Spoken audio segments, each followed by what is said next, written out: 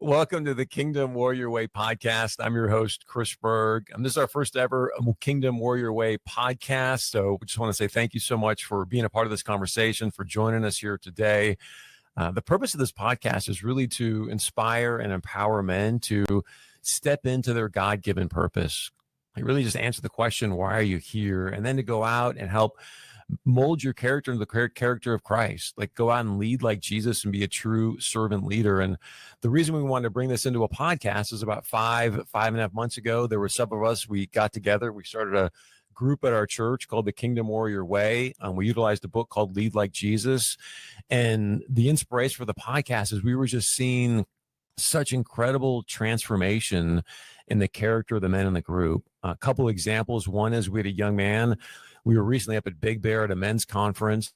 He stood up and talked about how he was addicted to porn, addicted to weed, which we know is a prevalent problem for a lot of young men out there today. We ended up praying for him, going into spiritual warfare for him. And according to him, he hasn't touched the stuff since that weekend. So very, very powerful to watch the transformation of this young man that literally came into our group, dare I say, as meek as a mouse, right? And I've told him that, like, it's incredible to see what's happened there. There's been several other men that have came in fairly meek, not really sure about themselves. You're going to meet some of those guys here today, but now really stepping into who they are as men. And we're like, hey, we're making the transformation here. How do we start to put this on the podcast? And our hope is that being a part of this conversation, you're going to learn more about what it looks like to be a kingdom warrior and ideally help you step into what it looks like for you to be a man. Because as we're having these conversations, a lot of us kind of going, we don't really know what it looks like to be a man. There's been such poor, I think, father figures and or leadership from a lot of men within our society that we're trying to sort of figure that out and help others do the same. Some of you might be saying, hey, what is a kingdom warrior? We're going to talk about that as well today. I think the simple summation for me is a man that steps up and gives God his first and gives God his best. And as we sort of build out this podcast ideas, we're talking about a kingdom warrior. We're going to look at sort of the 7, what I call pillars of a man's life. So we're going to explore how do you maximize, your faith, your family, your friends, your fitness. You think about Romans 12:1 says, hey, my body should be a living sacrifice for the Lord. Of course, your finances. You got to have some fun in life. So we're going to talk about having some fun, and also philanthropy, which I know it doesn't start with an F, but the phonetics work. So we're going to roll with those 7 areas as becoming an outstanding kingdom warrior. And I guess the reason why is we feel like, hey, if you can maximize those 7 areas of your life, you're going to lead a much more fulfilling life. And that's really the objective of what this podcast is ideally going to be about. Quickly, before I introduce a couple of guests, just one piece of the inspiration behind this group, behind this podcast, what the Lord's really put on my heart is there's many, but one more recent is there was an article in the Wall Street Journal that just talked about how lost young men are today. Like no purpose, going back to live in with mom and dad. The reality is, as men, we're getting our butts kicked by women when it comes to education and finances. So I saw the article. I was like, hey, this is a problem. We got to figure out how to get young men reassociated, realigned with their God-given purpose. And then to add some more fuel to the fire, a few weeks later, there was an article in the Wall Street Journal again. This time they went out and talked to young women. And the reality is the young women are sort of like, yeah, I'm not so sure I need a man. Like, I don't know about this marriage thing. And the reason why is they're like, why? I'm kicking their tails when it comes to education. I'm doing it financially. My belief is that the foundation of a nation is family. And so when you see this chasm between men and women, you're like, okay, there's a problem. We need to at least have a conversation and hopefully come up with some solutions to bring the family unit back together and continue to build a really powerful foundation for this nation. So let's jump into the conversation. A couple of gentlemen that have been part of the Kingdom Warrior Way group, and we're going to share the impact the group's had on their lives. Good friend of mine, Jeff and Eric. So gentlemen, first ever time we're trying this out. We'll see how it goes. We just want to say thank you for being a part of it. Thanks for having us, man. Thank you. I'm going to start with you, Jeff. Just give us a chance to introduce yourself, and then we'll go to Eric and talk about the group. Sure. Okay. Well, I mean, I know you guys through Atmosphere Church, through these groups that you mentioned. I started going to Atmosphere about a year and a half ago now. I was kind of in and out of faith through my life, and mostly out before meeting my wife. And she's kind of the person who kind of started bringing me, saying, hey, we should start going to church, especially as we, had our first our first son, and hey, we gotta start going to church. And so slowly but surely, kind of church became more of a part of my life, and just really found a great church family in Atmosphere. And I felt like at Atmosphere, it was like every time, God would put something in front of me, say yes, just do it. Even if you don't know what's on the other side of it, just do it. Lean in, go move chairs at the church. Okay. Just do it. That led to the next thing. That led to the, to being in groups like, Kingdom Warriors. So yeah, just saying yes to God, and yeah, man, I'm stoked to be here. I'm excited to get your story because I think I've said this to you. When you first showed up at one of our groups, you were pretty meek and like, okay, what am I doing I wasn't here? that And meek. I wasn't that meek. not that as some that we'll talk about, but would you admit, hey, you've had a tremendous amount of growth through this? I feel like I've been growing nonstop. Absolutely. Okay, good. We'll share more of that in a moment. And I didn't know the part about your wife taking you to church, so I may, get into that a little bit as well. But Eric, great to have you, man. Share a little bit about yourself. Sure. Eric, 46, long walks on the beach. No,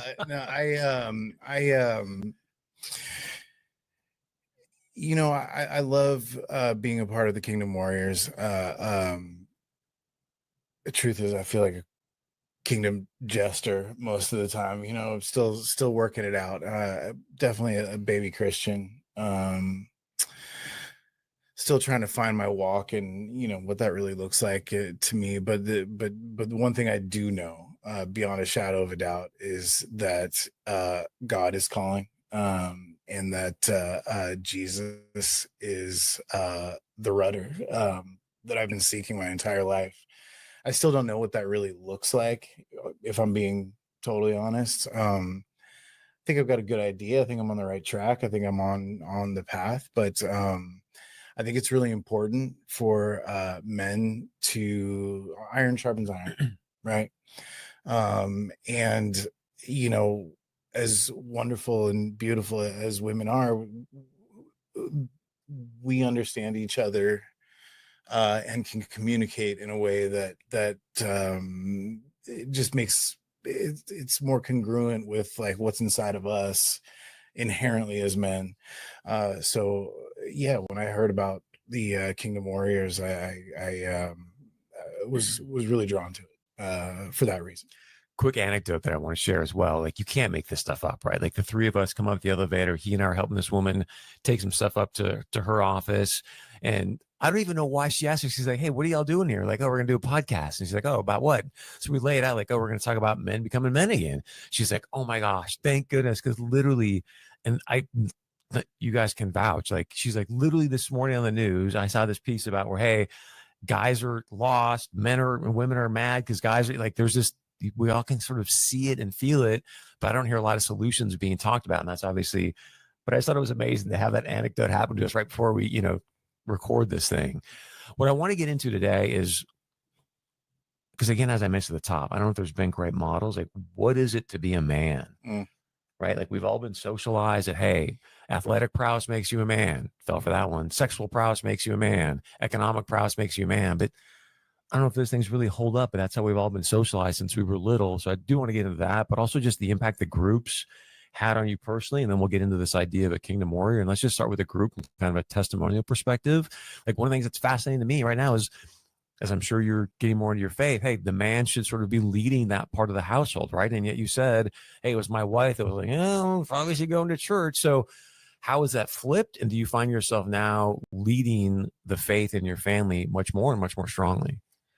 Well, definitely leading much more strongly in that, like, before I wasn't even really wanting to go to church, and so now my wife and I, we can like pray together. We can talk about God together. We can talk about, yeah, I mean, it kind of changes everything, but it does change the dynamic totally. Right. Like, I mean, because I think you can lead in your house, but not be a spiritual leader in your house, and that's almost tougher. You know what I mean? Cause like you're taking on that mantle of leadership without God, right? And like, and so you're not equipped, you know. So that, I think that's where I was before. I was trying to lead, but when you don't have somebody walking alongside you, like God, Jesus, who's kind of like your wingman, right? You're doing it alone, and it's more stressful. It's lonelier. So yeah, I think I can say that I've had a beautiful relationship with my wife ever since I met her. Before we were married, but now that we are like going to church and doing the thing, and and kind of growing this new way, like just practically we're happier. It's a better. Happier how? I think for me, like I hold things a little lighter, right? Like one of the things that's kind of come clear to me now, like in my faith, is that, when you're walking with God, you're kind of playing with house money, like I don't worry about a lot of the things that I used to worry about. It's not to say that I don't worry. I still have plenty of things that I do worry about, you know what I mean? But, it's just, I think I'm lighter with her. I'm lighter with the kids. Not perfect by any means. Still had my moments, had one yesterday, but, yeah, I carry myself with her. I'm having more fun. I'm lighter. And I know you got good instincts, man. So if you got a question anytime, pop in. That's vice versa for both of us. We're doing this conversation. I guess what's fascinating to me is I'm assuming that you're in a repentant, like, heart stature a lot faster now than you were. And what's also interesting is that, we're studying 1 Peter 3:7 this week for the Kingdom Warrior Group, right? Which is about honoring your wife. But the first part of that, if you can read 1 Peter, is about, hey, wives, submit to your husbands. And that's all that most men read. And I love the fact that, if you think about it, like, okay, it feels like, yeah, the wife should submit to the husband. But the question that always is missing for me is, who's the husband submitting to? Mm-hmm. Right. And I think that's why you see a lot of wives not trusting their husband, because they know their husband's not completely submitted to God. Yep. So I want you to walk through the dynamics, because, again, not that you've done it perfectly, but I feel like you've definitely submitted much more to God. Have you found, since you've done that, your wife's had a lot more trust for you? There's a lot more closeness, intimacy, or no? Yeah, no, definitely. I think it is kind of like getting that order right. Like, submitting to God first, like, so that you can lead with confidence and kind of being, and I think there was one other thing. Oh yeah, just kind of leading with the heart of service. That was something that I think was really emphasized in that Lead Like Jesus book, right? Was lead with the heart of service. And so showing up every day with, like, how can I serve my family today, right? How can I serve my wife? And not how can I, How can my wife submit to me? Exactly. Yeah, right. yeah. It's like, it's exactly. It's not like, oh yeah, it says in the Bible, honey, that you gotta submit to me. It's like, look at Jesus. He was the ultimate servant leader, right? Like, he, as he was going to his death, he was like, you want to be the greatest in my kingdom, right? Like, serve, right? Like, humble yourself. And so I think the practical change that has been for me in my marriage is, like, if I am thinking about that every morning, right? Like, and kind of going, like, okay, like, how can I serve my family today? It also comes back around, right? If you're leading with the heart of service, everybody kind of picks up on that, kids included. I think people can sense your heart stature, right? Like, if it's truly from, like, again, you're not gonna be perfect, but if the heart stature is there where you want to serve, I think your wife's going to give you a lot more grace. There's going to be opportunities like, my bad. It's just, it becomes, like you and I've talked about, almost like this jet stream, or this, I don't know how to put it into word. This must be just the Holy Spirit. Like, you can sense that within the relationship, and the dynamics change. So I want to come back to you, but let's share with you, like, you're in a different place. You're in a place I was probably a few years ago, going through this divorce. It's tough. There's some very, like I've shared with you, I remember there was days, man, where I would get home and I'm like, I don't even know how I got here. Like, I don't remember my day. I don't remember how I got home. Like, it was just dark. Yeah. So if you want to share a little bit about that, but also I think just what it's been like for you being a part of this group and getting into the word and having, good men around you. Yeah. Well, what really kind of came to mind when you were talking, Jeff, actually is, I kind of wish that I don't kind of anything. I wish that I would have found it sooner, because who knows, things could have worked out differently. I certainly didn't lead from a place of service, in my marriage. I have to own that. Um,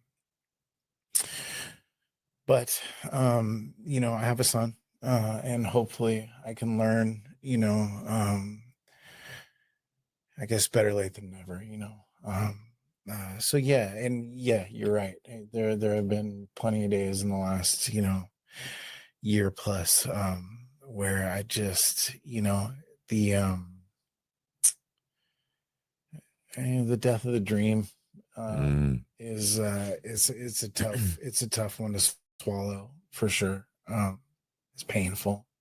It's painful with walking through that with two children as well.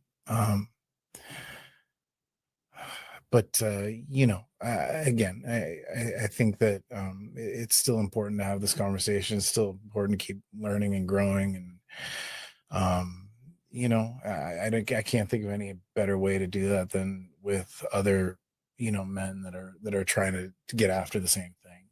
And not only that, statistically speaking, I mean, I think you touched on it, is the 15 to 25-year-old male in this country is, I mean, it's the highest rate of suicide. They're hurting. And, again, if I can use my testimony and my own pain and my own struggle, to kind of reach my hand out and try to help, those guys coming up, then at least it will be purposeful to some degree or another.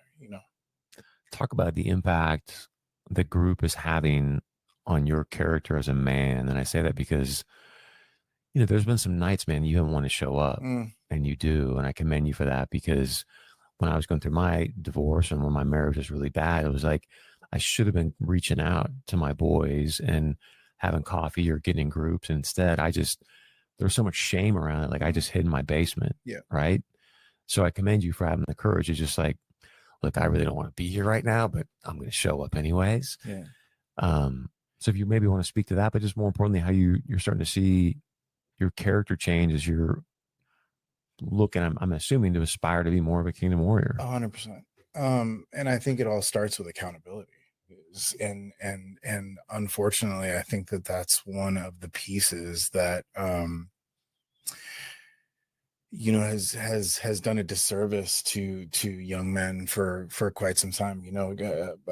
I guess what I'm trying to say is, God bless him. I love my dad, but he didn't hold me to account. I didn't know what it meant to be accountable to, another man, one that had my best interest at heart, and one that, could have taught me a thing or two had I have shown up to and open my ears to listen to what it is that he had to say. He did the best he could, with what he was given, but I don't think he was held to account. So how can you give what you didn't get? And again, I'll just bring it back to, really a lot of the nights where you're right, I don't feel like showing up because there's a lot of shame. There's a lot of shame in my, being in a church setting, having a divorce under my belt. It's a thing. But if I can't do it for me, I can certainly do it for my son. When you say do it, do what? Show up. Mm. And do the work. Yeah, exactly. Do the work, because it's not going to happen via osmosis. It's not, it's discipline and practice and accountability. And so I think that is where this Kingdom Warriors group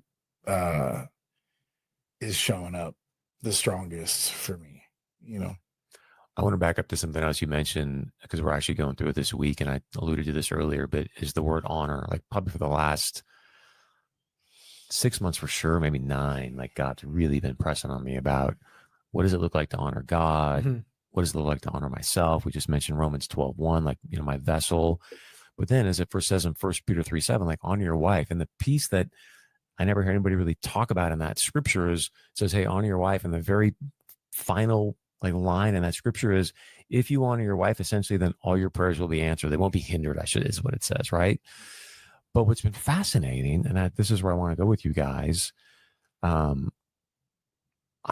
would say I've probably asked, I don't know, we'll say 80 to 95, maybe 100 women, right? All different ages. Hey, let me ask you a question. Like, what does it look like, or what does it feel like? What does it sound like for your spouse or your significant other to really honor you? Bro, 98% of them look at me like, bro, that's a great question. Like, I've never even thought of it, right? Which I'm like, wait, you've never thought about how a man can honor you, number one. But then secondly, I had one woman like thought about it for a moment, and she looked and she goes, let's see, for me to be honored, I would need to know that my spouse puts the salvation of my soul first. It's a strong answer. Mic drop, right? Yeah. Okay. But 99 or 98% of women, like they have no idea. And so I guess my question is, I think it's gonna be different for every woman. And just to put the question out there, because I think it's such an important thing to explore as men, is if you were to honor your wife, since you're married, he and I aren't, but hopefully we will be at some point again. If you're going to honor your wife, like how do you go about doing that? It's a good question to ask yourself, right? Like, I might sound like a broken record, but it's like, it's such a powerful word to me, is that word serve, right? Like, how can I serve you? Right. And like, I think it's asking questions, right? It's like, being in tune with, what she's got going on in the day, right? Very easy for me to focus on all the things that I've got going on in my day. And I know times where, we do have friction in our marriage. Almost always it's when I'm self-focused, right? Amen. Right. When I'm like, do you know what I do for this family? Right. 100%. Right. Do you know what I got going on? Me, I, right. Taking the focus off myself, and, and I feel like I got to be reminded to do that every day. Right. It's cool that, like, one of the things I like about kind of coming back to a Christian faith is just this renewed understanding of like God gets that you're messed up, he gets that you don't get it right most of the time. And he's okay with that. Right. Like, so kind of setting up questions that I can ask myself, every morning. Right. And one of them is like, am I here to be served or to serve? And just asking that question, it helps me catch things that I did yesterday, anticipate things that are coming up in the day about, like, am I here because it's all about me, or is really the reason I'm here to kind of help out others? So for my wife, I think it's just, showing up with that heart posture, as you often call it, right? Like, of just like, let me be a little bit less about me. I hope that's perfect. Yeah, I mean, I love practical enough. I know I had the same record run through my head. Do you know what I do for this family? I'm not working all the time, right? And no wonder. I mean, and the hard thing is like, because I know I had that there's times I would serve my wife, but definitely, obviously, more times than not, I'm divorced. And so it's just that the challenge is when you start to sort of break that, it just starts to go wider and wider until all of a sudden, like, we just couldn't get the reins back in. Well, because I mean, what does that attitude or heart posture really say, right? Which is, do you know what I do? It's like, well, then the opposite is, what are you not doing? Or hey, I'm not justifying them. All I'm saying is that, because we've talked about it a few times, is that, heart posture or that's completely and utterly unspoken. right? It's like how else is that supposed to land, right? And so even though we may not be intending to put that energy or that idea on to them, we can easily do that by being Mhm. self-centered, Mhm. so that's all I'm trying to say, is that And when it's all completely unspoken. and when like when you're not like when you're not walking with God, right? When you don't feel like God's in like so you're going through a stressful situation at work, right?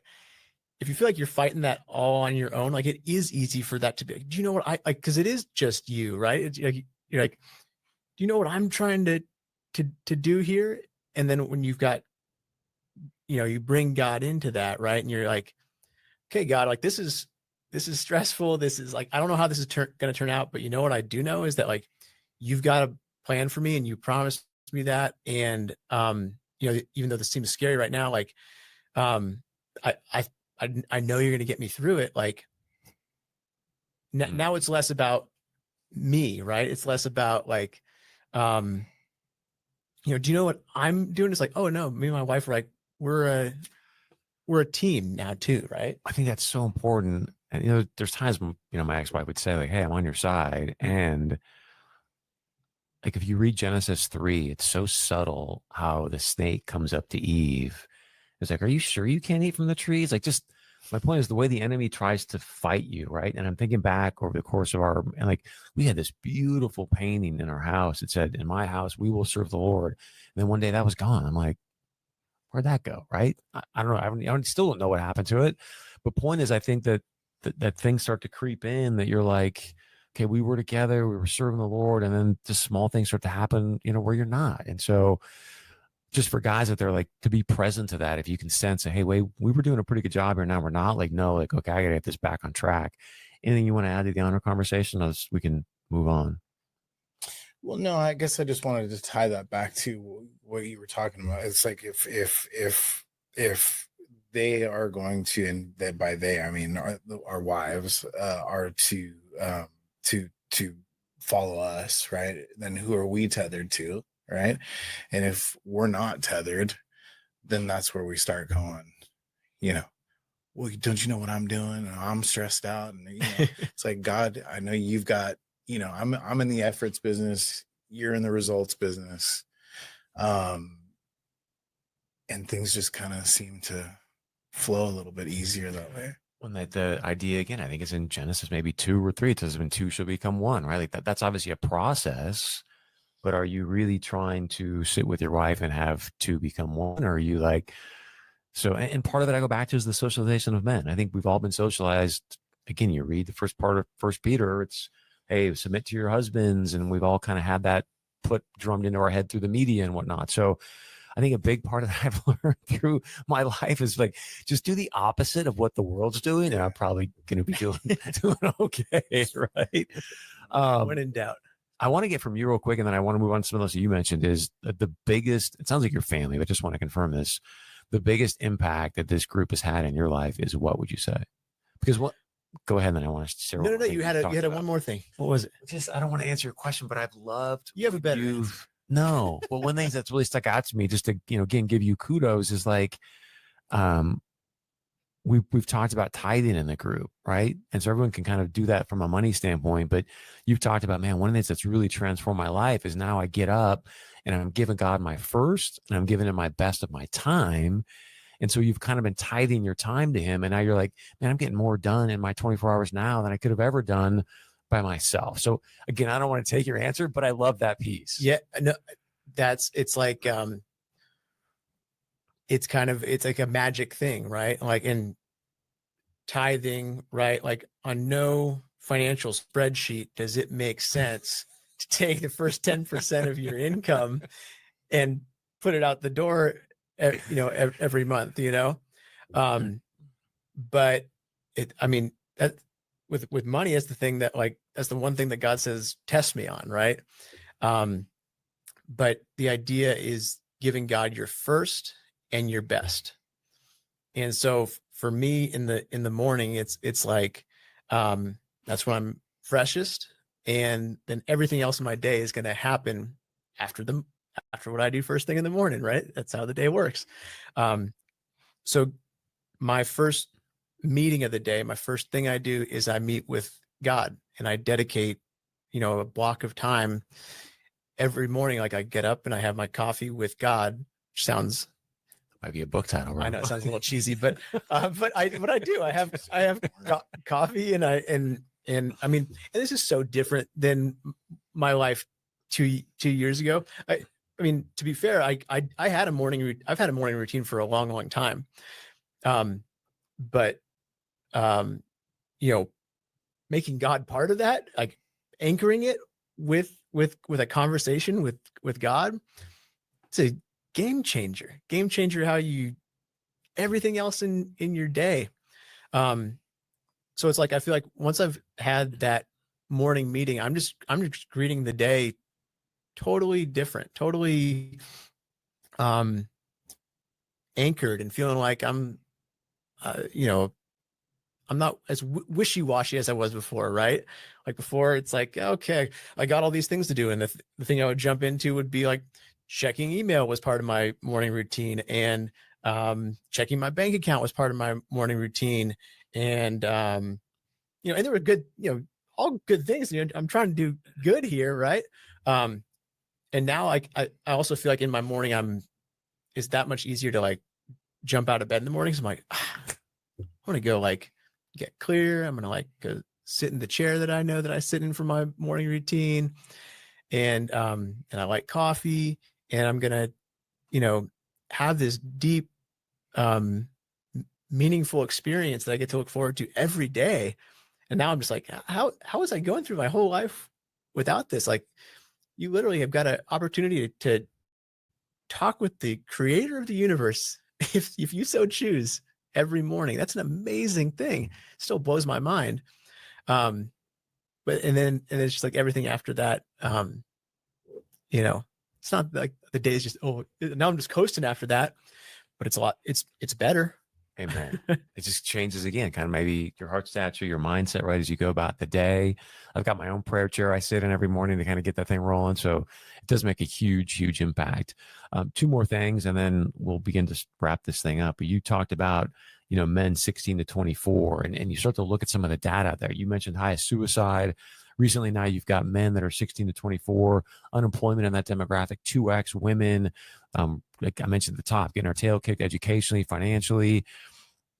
I was at an event in Vegas. I'm in the self-storage business, right? And we're doing this prayer meeting one morning there.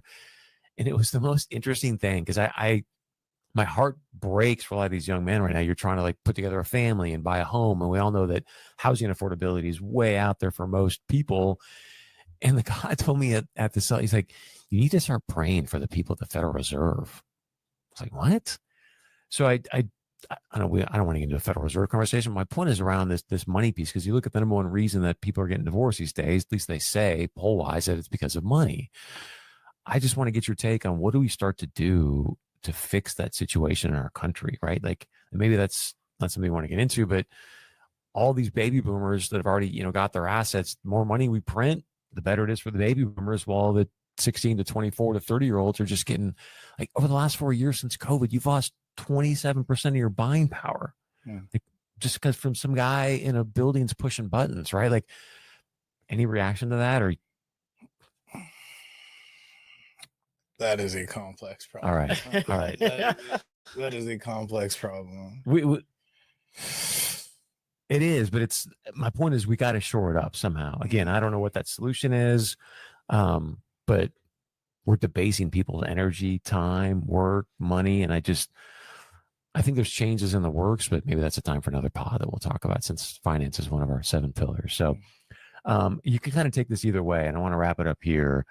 How would you define a kingdom warrior? Like, what is a kingdom warrior to, or what does it mean to be a man these days?